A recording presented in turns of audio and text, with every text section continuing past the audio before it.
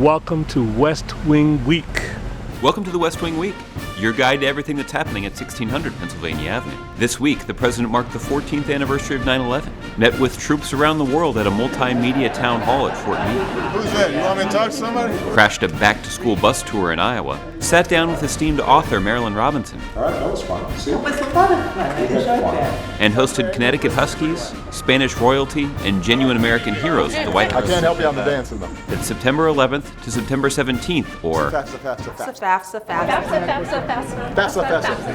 on Friday, the President, First Lady, and White House staff observed a moment of silence at 8:46 a.m., the time the first airplane struck the World Trade Center on September 11th, 14 years ago. Yeah. Later that day, the President spent some time with patriotic servicemen and women serving their country around the world at a troop town hall meeting at Fort Meade in Maryland. I have very vivid memories of giving Sasha a bottle and rocking her to sleep while we were watching, the aftermath of those attacks. And everyone remembering that, you're not a Democrat first or a Republican first or a Texan first or a Californian first. You're an American. And that we all had to come together. On Education Monday, the President traveled to Des Moines.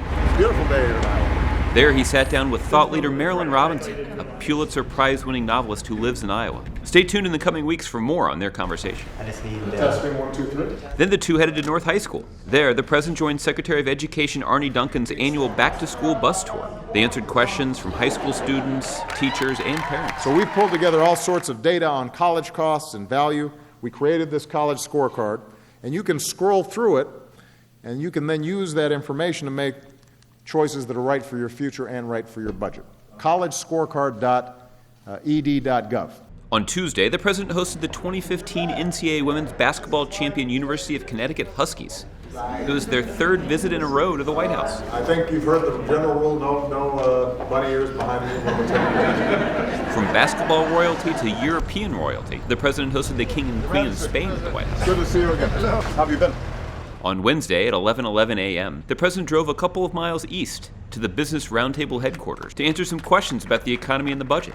He urged business leaders to help make the case to Republicans in Congress that they should not follow through on their attempt to shut down the federal government in just 2 weeks. Democrats are ready to sit down and negotiate with Republicans right now, today. That afternoon, the President called California Governor Jerry Brown to discuss the dangerous wildfire situation out west. Meanwhile, Dr. Biden hosted the first meeting of the College Promise Advisory Board. The board brings together leaders to share best practices and ideas to make community college free for hardworking students around the country. I really feel that this is our moment. People are now looking at community colleges in a new way, and I think it's such a great thing. On Thursday, the President met with 3 young Americans who responded heroically to a dangerous situation on a train in Paris last month. These kinds of young people who make me extraordinarily optimistic and hopeful about our future. He expressed his gratitude for the selfless actions and extraordinary bravery of U.S. Army Specialist Alex Garlados, U.S. Air Force Airman First Class Spencer Stone, and Mr. Anthony Sadler. Oh, are you on Dancing with the Stars? I didn't know that. Twinkle Toes. You want to show us some moves? I'm messing up your rehearsal right now. That's okay, that's all right. So stay engaged with us online, and remember, you can find out more information about any of these topics and see complete videos of these events at whitehouse.gov. Thanks so much for checking out this edition of your West Wing Week. Of the United States, Rashawn. Did he say Rashawn? I think he meant Barack Obama.